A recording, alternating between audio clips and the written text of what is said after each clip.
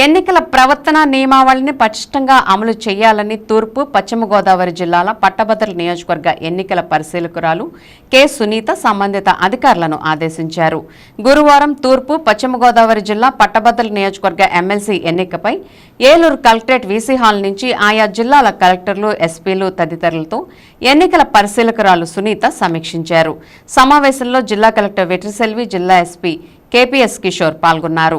ఈ సందర్భంగా ఆమె మాట్లాడుతూ తూర్పు పశ్చిమ గోదావరి జిల్లాలో పట్టభద్రుల నియోజకవర్గ పరిధిలో 3,14,984 మంది ఓటర్లు ఉన్నారని, వారికి సంబంధించి 456 పోలింగ్ కేంద్రాలు ఏర్పాటు చేయడం జరిగిందని తెలిపారు. ఈ ఎన్నికలకు 70 జోన్లు ఏర్పాటు చేయగా అందుకు సంబంధించి 70 జోనల్ అధికారులను, 95 మంది రూట్ ఆఫీసర్లను నియమించడం జరిగిందని అన్నారు. జిల్లాలో డివిజన్ స్థాయిలో కంట్రోల్ రూమ్ ఏర్పాటు చేసుకోవాలని, సమస్యాత్మక పోలింగ్ కేంద్రాల్లో ప్రత్యేక చర్యలు తీసుకోవాలని చెప్పారు. ఎన్నికల రిసెప్షన్ సెంటర్లు ఏర్పాటు పటిష్టంగా ఉండాలని, ఏలూరులో కౌంటింగ్ జరుగుతుందని, పోలింగ్ అనంతరం పకడ్బందీ ఏర్పాట్లతో పటిష్ట బందోబస్తుతో ఏలూరులో ఏర్పాటు చేసిన స్ట్రాంగ్ రూమ్కి చేర్చాలని తెలియజేశారు.